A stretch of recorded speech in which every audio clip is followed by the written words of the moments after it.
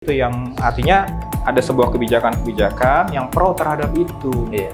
Supaya pinjolnya akhirnya kalau kita pemerintah ini memudahkan gitu ya untuk permodalan para UKM gitu ya. Ini pinjolnya nanti dan sendirinya akan tersingkir. Iya.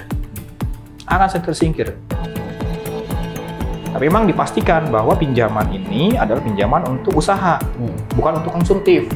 Bukan untuk hidup apa sih? Untuk konsumtif bukan. Konsumtif, Nah, kalau dia untuk usaha, oke, dipermudah aja.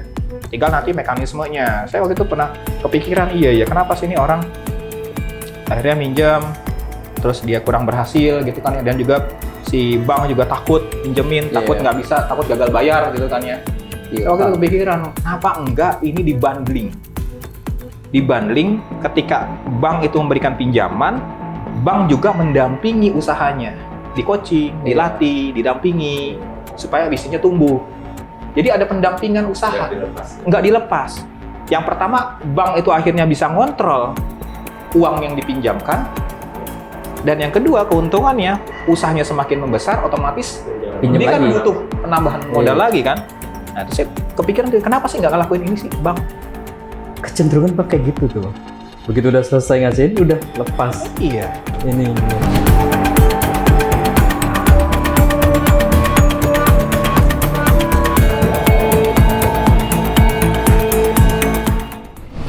Hai viewer, jumpa lagi dengan kami dalam program Bistik, bincang asik seputar politik. Kali ini kami akan berbincang berdiskusi asik dengan salah satu tokoh, dan kebetulan juga saat ini ikut berkecimpung dalam kontestasi pemilu, Pileg, pemilu legislatif, salah satu caleg DPRD DKI Jakarta, Bang Haji Teguh Arif Hidayat. Betul. Oke. Saya juga didampingi oleh kawan saya, Dilianto, panggil Dili. Kita akan berbincang asik tentang seperti apa sih politik di Jakarta. Kebetulan Bang Teguh kan partainya PKS. Betul. Partai Kesejahteraan. Jadi bisa ceritain dong, dapilnya dari mana Bang Teguh? Apa aja dapilnya? Iya. Dapil DKI. Saya kebetulan masuk dari Dapil 7. Dapil 7? Dapil Wilayahnya? 7 itu wilayahnya Pesanggerahan, Kebayoran Lama, Kebayoran Baru, Cilandak, dan Setiabudi. Setiabudi. Iya. Dan ini baru pertama kali ya Bang Teguh? Pertama kali. Dan dadakan pula. Dadakan pula. Deg-degan nggak tapi? Sangat deg-degan. Sangat deg-degan. Deg-degan banget. Ini ya. Deg-degan banget. Biasanya kan kalau yang pertama kan begitu menggoda Bang tuh. Godaannya seperti apa nih? Sebenarnya tuh dulu waktu pertama kali ditawarkan sekitar 3 bulan yang lalu, saya tuh berkali-kali menolak sebenarnya. Oh. Nggak mau saya gitu ya. Nggak mau. Karena memang yang pertama, jujur aja saya takut. Saya takut. Takut terhadap apa nih? Jadi kan banyak image ya gitu ya, anggota dewan tuh seperti apa gitu kan. Iya. Saya takut tuh malah jadi nanti banyak mudorotnya gitu kan ya. Istri saya pun waktu itu juga nggak setuju juga. Oh. Sempet warning ya? Iya. Oke lah, kita jujur, baik begini, ntar kalau orang ngejahat sama kita, nanti orang ngejebak kita bagaimana gitu. Udah kepalanya udah isinya macam-macam lah, hal-hal yang ya di media gitu kan ya. Ada anggota DPR, OTK, ditangkap KPK, segala macam. Biasa gitu. Ini Kayak begitu gitu tuh ya. Nah kita memang akhirnya karena disuruh istiqoroh waktu itu sama guru-guru, karena kita memang sempat beberapa kali kan menolak. Akhirnya diginiin, Ji, ente jangan menolak gitu-gitu aja dong, jangan langsung nolak gitu aja. Paling nggak ente istiqoroh dulu kek. Gitu. Ya benar nasihatnya, suruh istiqoroh dulu ya kan. Artinya jangan sampai pengambilan keputusannya itu dasarnya adalah nafsu, emosi gitu ya. Akhirnya udah kita istiqoroh dulu, cukup panjang juga waktu itu kan. panjangnya berapa lama tuh? Hampir 10 harian lah. 10 hari. 10 harian lah. Tuh sholat mulu tuh. Hampir setiap hari itu Nggak sholat. putus-putus tuh ya? Ya, hampir setiap hari sholat. Itu sebenarnya juga waktu hampir 10 hari itu juga belum ada sebuah ketetapan. Oh. Masih bimbang aja. Masih abu-abu lah ya. Masih bimbang. Ntar pengen maju, tiba-tiba besoknya, aduh kayaknya enggak deh. Pengen maju, enggak deh. Akhirnya kita konsultasi lagi, terus ada Habib menyarankan, udah gini aja deh Ji. Ente ziarah gitu deh keluar Batang. Sekalian ente istiqoroh di sana. Insya Allah deh, selesai dari situ, ada kemantepan deh. Habis dari itu pokoknya main ke rumah deh. Main dah ke rumah beliau. Main, ya dikuatin lagi gitu kan ya. Ya udah, bismillah, karena nih beberapa habaib juga tuh dukung kita supaya untuk maju pokoknya. Harus berjuang sama PKS. Gitu. Ditambah guru-guru kita lagi juga yang udah kayak orang tua kita, ada kayak Haji Ahmad Nawawi, itu ketua MUI Jakarta Selatan gitu ya, itu sudah seperti orang tua sendiri itu ya. Beliau pokoknya maju Ji. Abi pengen kali ini ada murid Abi yang jadi. Karena beliau kan tokoh ya, tokoh besar. Setiap calon gubernur aja tuh kalau mau jadi gubernur datang ke beliau, sawat ke beliau. Calon anggota dewan tuh pasti datang ke beliau gitu ya. Nah, beliau selalu bilang gini, kita ini nih, apa namanya, capek juga. Dukung Abi nih, Abi nih, ya. hampir setiap pemilu didatangin orang, tapi begitu orangnya udah jadi, kagak jelas udah kemana gitu kan ya. Udah pokoknya harus orang kita dah kali ini dah. Ente udah maju dah, gantiin Haji Bashir udah maju gitu. Saya bilang saya nggak siap.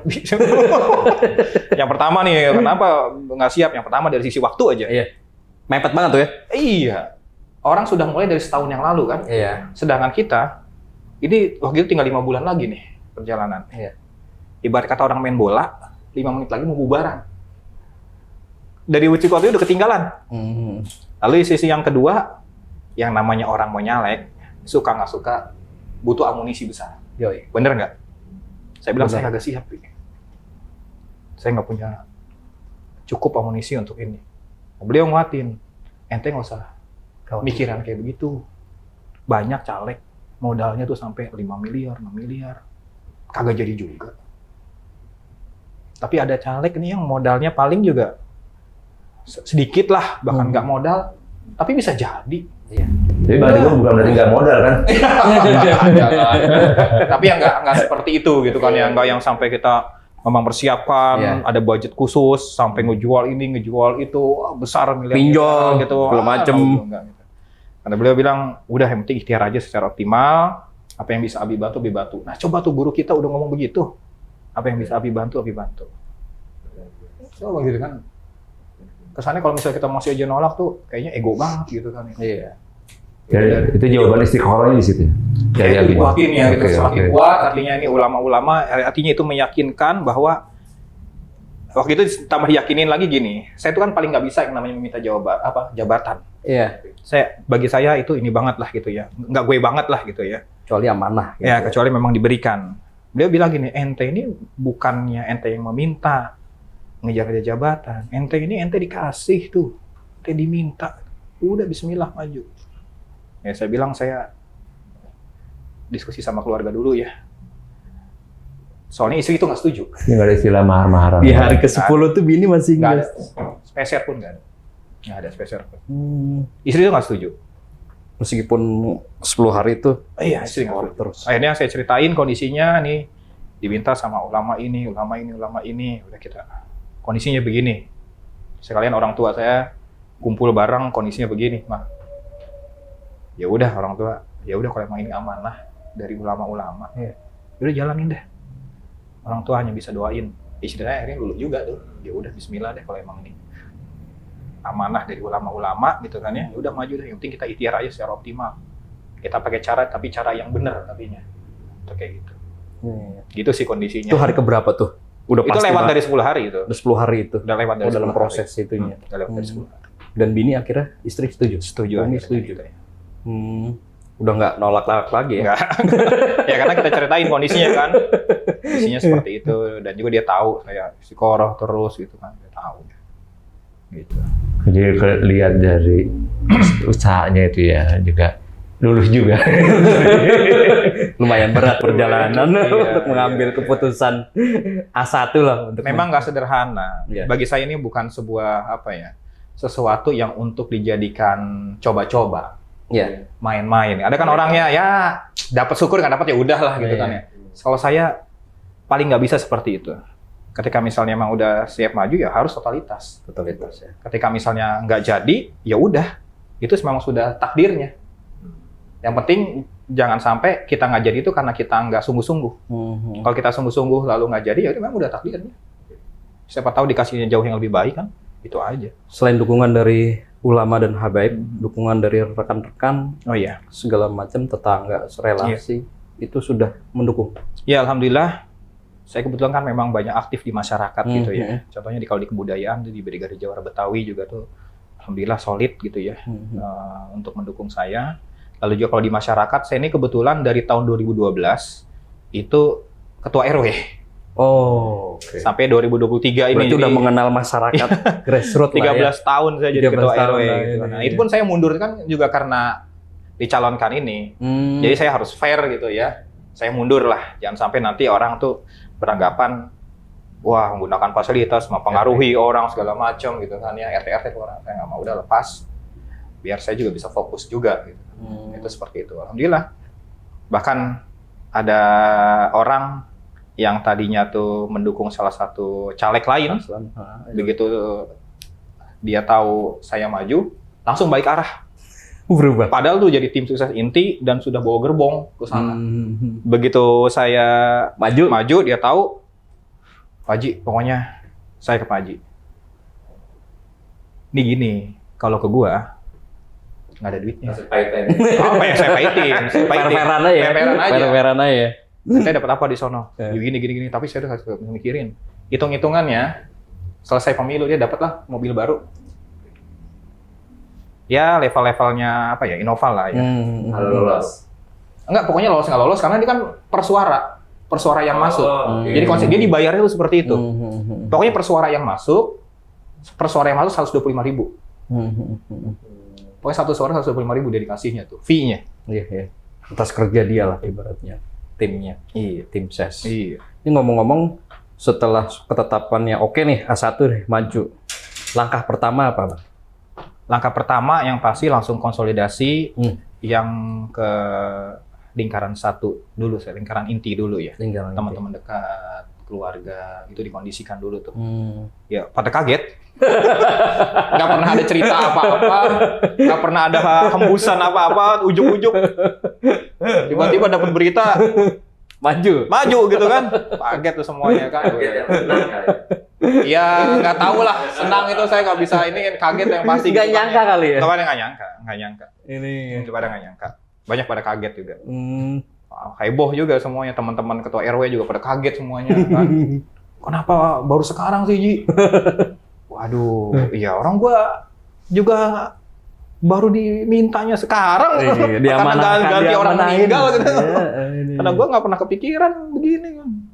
Nggak masalah kan teman-teman RW kan sudah pada jadi tim sesnya yang lain kan, gitu kan. Caleg lain lah ibaratnya lah. Gimana nih Ji, gua udah jadi ini. Dan gua udah, ya mereka sudah banyak menerima banyak hal gitu kan ya. Ya nggak bisa dipungkiri lah ya. Ya udah atur aja gampang lah itu. Kaget gitu. Pada kaget, heboh aja.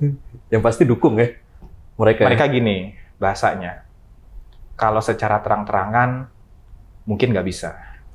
Karena sudah terikat. Iya, dengan pihak ini. Terikat sudah menerima banyak hal ya. Mereka bilang kita nggak mungkin kita nggak dukung ente.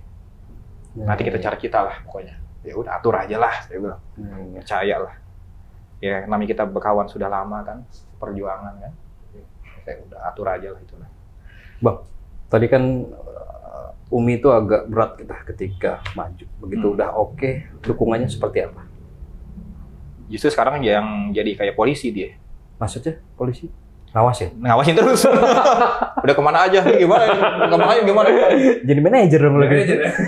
Jadi sama juga dulu waktu jadi ketua RW juga gitu. Waktu jadi ketua RW, dia tuh juga nggak setuju. Tapi begitu saya tuh kan sampai berapa periode tuh ya, jadi ketua RW, dipilih lagi, menang lagi. Tiba-tiba nih saya ini mengalami titik jenuh. Iya, manusia. Iya, saya itu kan memang sebenarnya udah nggak mau, udah capek, udahlah gantian lah. Iya. Karena saya anggap kalau saya terus-terusan, ini nggak akan berkembang nih. Iya, benar. Cukuplah 2 kali aja cukuplah itu ya, gantian lah sama yang lain gitu kan. Biar memberikan kesempatan yang lain. Supaya apa, lingkungan juga akhirnya refresh lagi. Punya sesuatu yang baru lagi, ide-idenya fresh lagi gitu ya. Nah, tiba-tiba ya RT-RT semuanya, RT, PKK, Dasawisma, semuanya minta saya. Dan mereka ngancem kalau misalnya Pak RW nggak mau lagi, kita semuanya mundur. Ancamannya berat Capek. banget. Benar. Bubar tuh ntar RW. Di tengah perjalanan, saya tuh ngerasa jenuh. Jenuh banget sampai mikir, aduh kayaknya mau mundur Ada diri titik aja. maksimal ya Mm-mm. yang dialami. Saya tuh sampai mau mundurkan diri. Aduh, itu di tengah proses perjalanan Iya. dari ketua RW ya. Iya. Hmm. Gitu saya mau mundurkan diri, malah saya yang diomelin sama istri saya. Padahal dulu dia nggak setuju. Padahal dia nggak setuju. Sebenarnya hanya polisi, propos polisi, propam. Dia bilang gini, kalau emang kagak mau mah kenapa nggak dari awal aja? Oh, mundur gitu. Nggak dari awal aja, nggak usah gitu ya. Oh. Biarin dah. Jangan tengah-tengah lah ya. Berantakan, semuanya udah nggak mau. Ini jangan di tengah-tengah. Kalau di tengah-tengah namanya kita nggak tanggung jawab. Iya. Iya juga sih. Ini bener juga sih. Nggak tanggung jawab namanya kita. Selesain dah. Udah ngambil, ya udah konsekuensinya emang harus kita Iya. telan udah. Ya iya juga sih. Ya gitulah. Bangkit lagi tuh. Balik lagi. Sekarang ada tantangan sendiri dari setelah RW naik tingkatan berarti dari caleg nih. Ada iya menganggap ini jadi sama atau ada perbedaan tugas atau fungsi masih beda. beban yang memang ya seperti yang wakil rakyat ini. Beda banget. Jadi itu RW kan skupnya ya, kita bicara skup lah ya. Skupnya kan nggak terlalu besar lah ya. Waktu itu saya RW 10 tuh hanya ada 10 RT gitu kan. Kalau jadi caleg kan dapil 7 aja ketahuan 5 kecamatan. Iya. Dan kita juga kan nanti nggak hanya ngurusin dapil 7 aja kan. Yang namanya warga Jakarta, kita kan perwakilan Iya. warga Jakarta kan. Biasanya dengan itu menjadi sudah terbiasa menghadapi warga ya. Ya Dengan- karena memang sudah biasa ya. pengalaman di RW itu ya. Ya di masyarakat. Dari dapil tadi ada apa? Pesanggerahan, Bayoran Lama, Kebayoran Baru. Cilandak, Yang Timur. paling dekat dengan warga itu di wilayah mana? Pesanggerahan. Pesanggerahan. Berarti PR-nya masih ada Bayoran Lama, Kebayoran Baru. Betul. Cilandak dengan Setiabudi. Setiabudi dong, begitu. Ya? Tapi saya nggak ambil 5 kecamatan itu, nggak saya ambil Oh, nggak semuanya. Nggak. Hmm. Saya fokus di kedua kecamatan aja. Di Pesanggerahan dan Kebayoran Lama aja. Oh, Pesanggerahan sama Bayoran Lama doang. Karena Pesanggerahan itu ada 190.000 DPT-nya. Wow, banyak juga. Terus Kebayoran Lama sekitar 200 ribuan lah kalau nggak salah lah ya. Nah, kenapa dua kecamatan juga? Kalau memang Allah izinkan jadi, ngurusinnya juga gampang. Nggak terlalu berat gitu kan ya. Kan itu orang begitu kita dipilih, akhirnya kita dipercaya, kan tuh orang juga yang milih-milih kita kan harus kita urusin juga kan. Kalau ngurusinnya dua kecamatan kan ini kan terjangkau lah, terjangkau lah, bukan yang mudah ya, tapi terjangkau. Tapi kalau sampai jauh-jauh semuanya, saya yakin susah ngurusinnya, berat gitu kan. Itu sih. Tanggung jawab ya, tanggung jawab konstituen ya. Kaitannya dengan itu, kaitannya dengan tanggung jawab kita. Iya. Karena kita nggak bisa hanya sekedar, yang penting lu milih gua tuh nggak bisa. Gitu kan. Tapi harus kita, apalagi nih, kemanfaatan dari jabatan kita yang bisa kita berikan buat masyarakat tuh apa gitu ya. Jangan sampai nanti 5 tahun yang akan datang kita ngulang lagi kayak dari nol lagi. Kebanyakan rata-rata begitu kan? Iya. Saya perhatiin ini orang nih setiap pemilu mulai dari nol lagi. Kenapa mulai dari nol lagi? Karena dia kagak urusin tuh. Iya. Begitu udah naik lupa. Udah. Nah, itu saya nggak mau belajar Iya. nggak mau kayak gitu, makanya kita ngambil pelajaran tuh dari caleg-caleg. Bang, apa yang akan Abang perjuangkan, Bang? Gini, kita nih kondisinya terutama dalam bidang ekonomi gitu kan ya, itu berat banget orang saat ini. Kalau kita ngandelin kerja ya itu berat banget ya. Kondisi ekonomi lagi kurang bagus, lalu perusahaan-perusahaan juga untuk menerima karyawan juga nggak sebanyak dulu gitu kan ya, masih ngelihat kondisi ekonomi gitu kan ya. Akhirnya yang bisa jadi solusi adalah kewirausahaan. Ya. Kewirausahaan ini salah satu solusinya. Supaya apa, orang masih bisa tetap berpenghasilan, dia nggak ngandelin untuk kerja sama orang. Gitu ya. Nah, cuman kan harus ada sebuah kebijakan yang pro terhadap itu, ya kan. Nah, makanya di PKS itu kan salah satunya, kalau PKS menang itu yang pertama konsepnya itu kan yang kita coba usung itu yang pertama tuh pangan murah gitu kan. Lalu yang kedua lapangan pekerjaan ya, kerja mudah. Nah, kerja mudah ini salah satunya adalah menciptakan lapangan pekerjaan. Nah, menciptakan lapangan pekerjaan berarti kan situ aspeknya apa? Aspek kewirausahaan. Iya. Nah, ketika aspek kewirausahaan itu yang memang dikuatkan, maka harus ada undang-undang kah gitu ya, itu yang pro terhadap itu. Kebijakan. Kebijakan-kebijakan yang pro terhadap itu. Masalah kemudahan permodalan. Selama ini Ya kita tahu sendiri lah. Orang kadang-kadang tuh, aduh susah banget kita. Urusan masalah perizinannya segala macam, gitu kan. Pajaknya segala macam. Masih belum pro terhadap kita. Harusnya itu, ya ukuran kalau sekarang kan, kalau kayak pajak gitu ya, itu 1% untuk pendapatan yang 4 miliar ya. Maksimal 4 miliar kalau nggak salah. Kalau di bawah 4 miliar nggak usah pakai pajak. Biarin dia bertumbuh aja dulu. Sampai ke 4 miliar baru. Iya, tumbuh aja dulu. Dia tumbuh, dia besar, dia bisa banyak rekrut tenaga kerja gitu kan. Ini kan juga jadi cukup bagus nanti ekonominya kan. Nggak usah. Itu apalagi kan 1% itu kan dari omset kan. Kadang-kadang omset itu kan omsetnya gede banget, tapi belum tentu kan untungnya itu gede juga kan. Karena banyak biaya yang keluar juga tuh. Nah, itu dia. Ininya.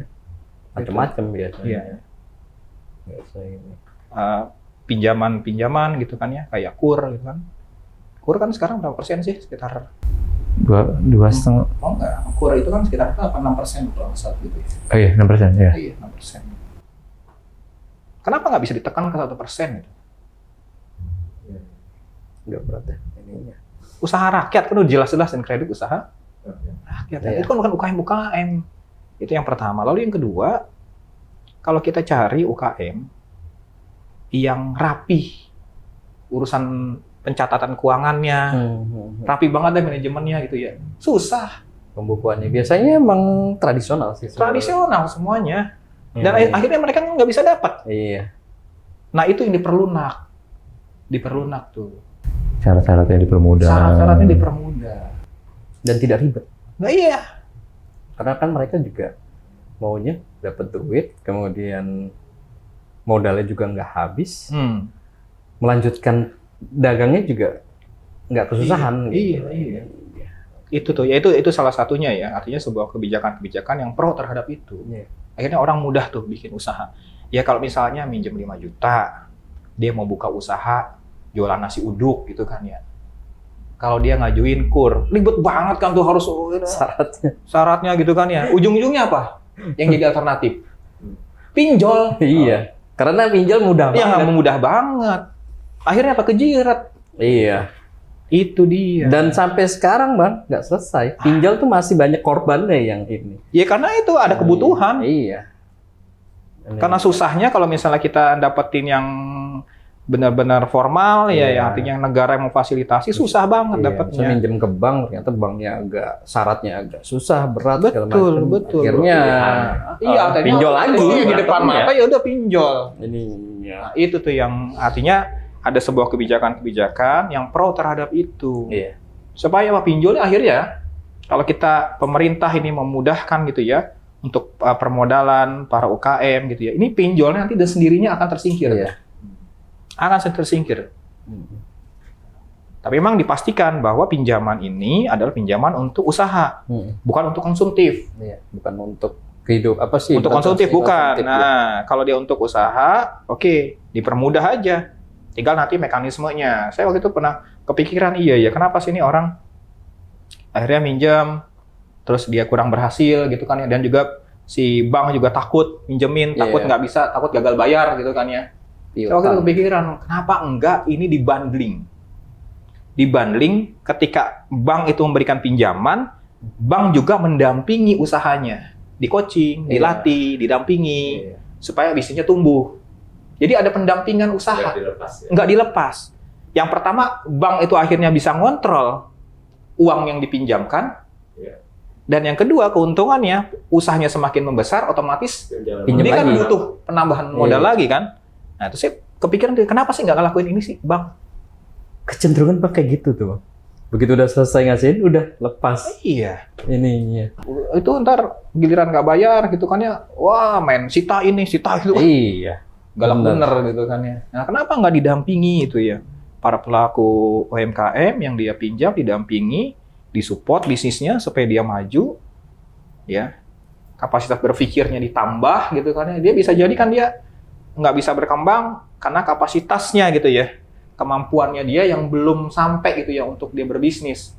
Nah, bank siapkan itu tuh dilatih, di training. Iya. Coba kalau begitu kan cakep banget tuh. Termasuk yang tadi Abang jelasin ya, pembukuannya lebih Betul, rapi iya, gitu. betul, Jadi, betul.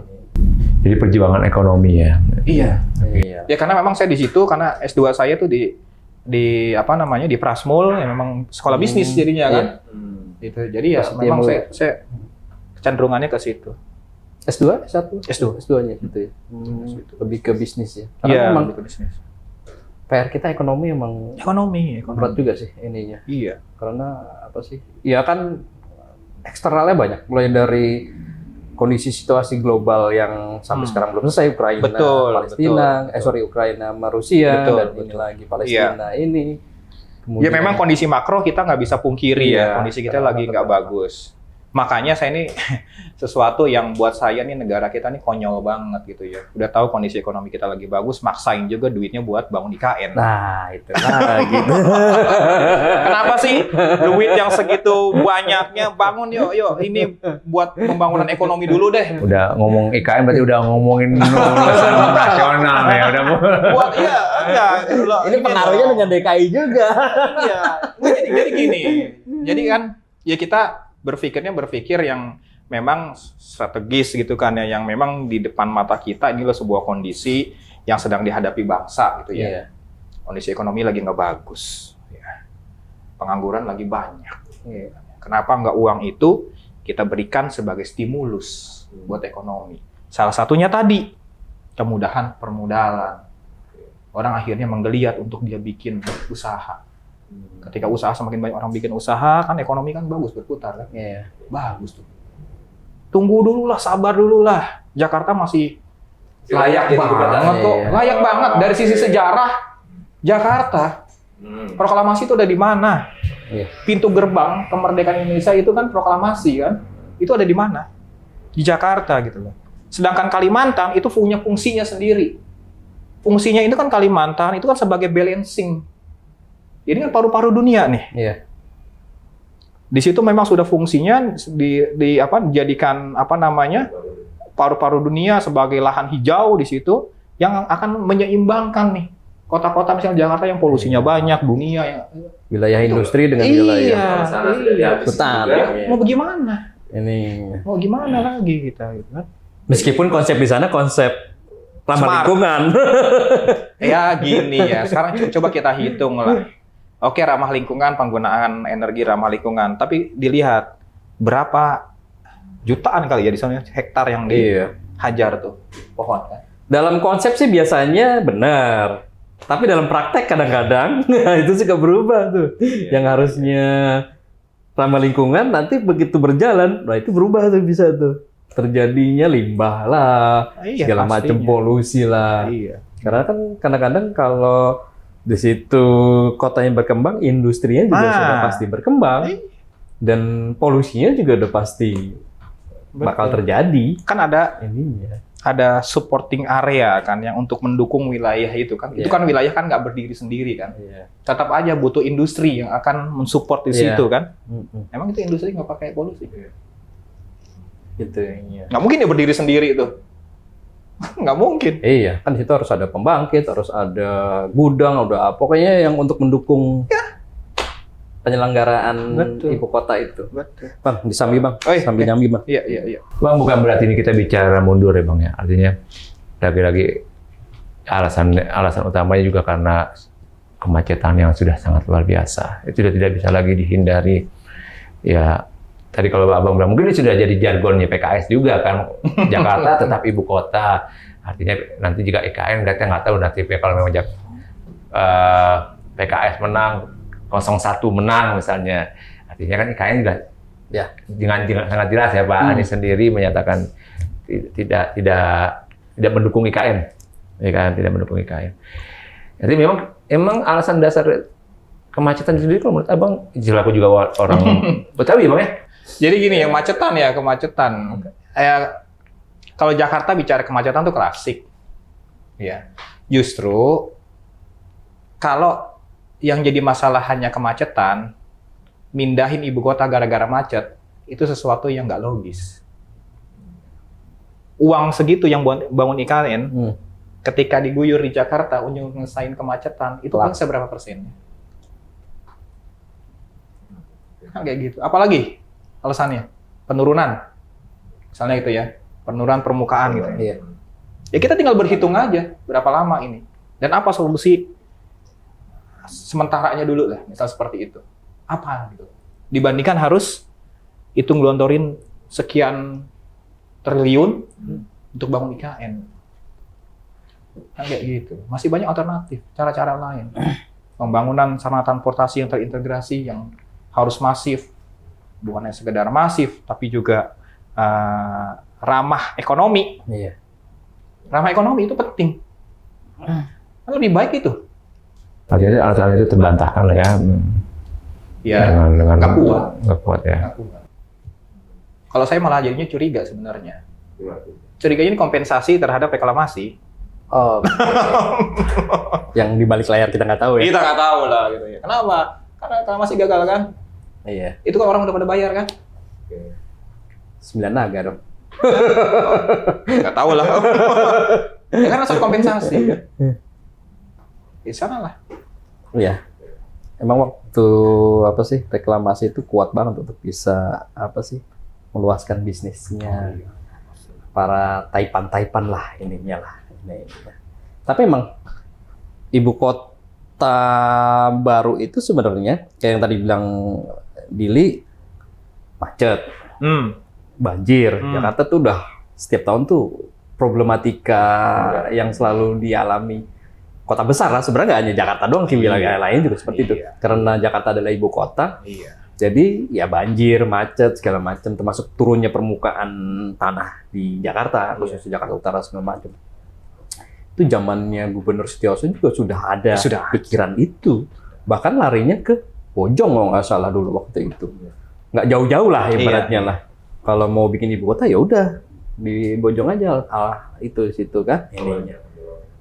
Sudah cukup lah untuk jadi nggak jauh-jauh dan ibu kota juga nggak dipindahinnya nggak jauh-jauh amat gitu loh ininya. Toh itu sebenarnya hanya untuk kota pemerintahan sih sebenarnya. Sebenarnya banyak cara-cara lainnya gitu kan ya.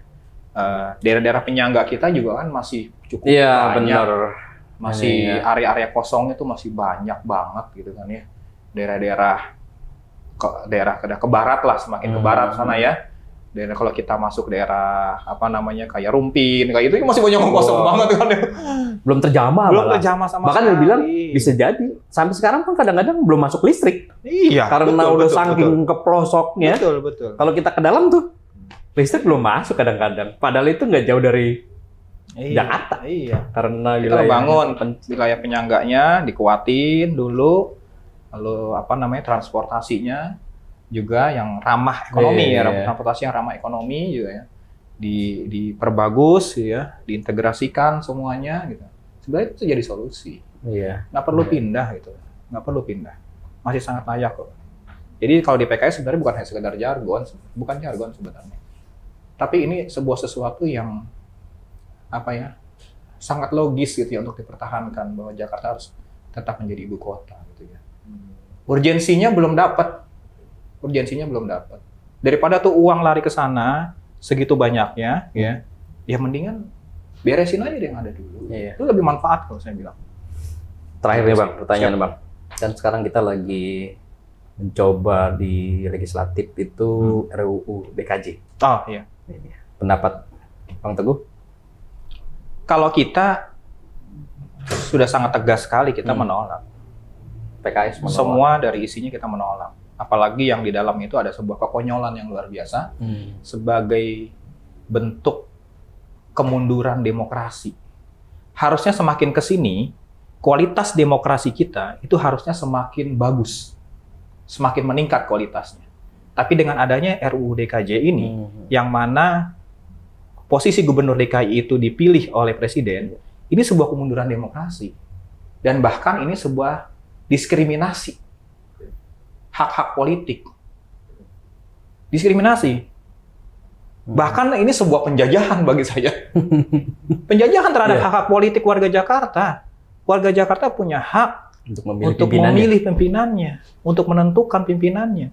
Masa daerah-daerah lain milih pemimpinnya warganya, lalu Jakarta tuh nggak boleh? Sekelas RT aja dipilihnya sama warga? RW dipilihnya sama warga, ini gubernur yang akan bertanggung jawab penuh terhadap warga Jakarta, dipilihnya sama presiden. Ujung-ujungnya nanti, itu gubernur, dia akan balas budinya itu bukan ke warga, tapi kemana? Presiden. Atau orang-orang yang mensponsori. Iya. Kan presiden biasanya juga kan ada yang nyeponsorin dong, udah ini aja. Biasalah. Dan presiden pasti milihnya juga Ya, yang iya, deket iya, sama betul. dia. Ujung-ujungnya Kepentingan begitu. dia. Betul. Ini Ujungnya ke dia. kepentingan. Iya. Kepentingannya kepentingan pragmatis nantinya. Iya. Bukan kepentingan untuk membangun masyarakat Jakarta, ya kota Jakartanya. Itu seperti itu. Ini yang paling bahaya sebenarnya. Ya diskriminasi. Oke, di Indonesia juga ada kok yang kayak begitu. Contohnya Jogja, beda. Iya. Ulas lagi sejarahnya dulu. Jangan disama-samain. Konsepnya itu berbeda dengan Yogyakarta. Makanya juga dia Yogyakarta itu kan daerah khusus juga. Iya. Karena ada kekhususan. Dan ada undang-undangnya Ada juga. undang-undang ya, karena itu memang bentuknya kerajaan dari awal gitu kan. Iya. Dari sejarahnya juga kan kita sudah tahu semuanya. Nah, Jakarta tuh beda banget. Nah, itu seperti itu. Kita nolak dengan tegas. Ini sebuah kemunduran demokrasi. Gitu. Akan kita lawan. Pasti kita lawan. Jadi clear lah ya, Jakarta tetap ibu kota, satu tetap DKI dan bukan DKJ ya. Oke, kita nggak nyangka nih Bang, udah hampir 30 menit. Oh gitu. Wah, udah. biasa. Banyak banget kita ngobrol. Siap, alhamdulillah. Jadi asik lah ngobrolannya. Alhamdulillah. Begitu Makasih aja banyak. viewer, terima kasih sudah ngobrol santai dalam program Bistik. Bincang asik seputar politik dengan Bang Haji Teguh Arif Hidayat, Iya. Caleg DPRD DKI Jakarta. Saya ucapkan terima kasih Bang. Sama-sama. Terima kasih banyak juga. Wassalamualaikum warahmatullahi wabarakatuh. Assalamualaikum warahmatullahi wabarakatuh.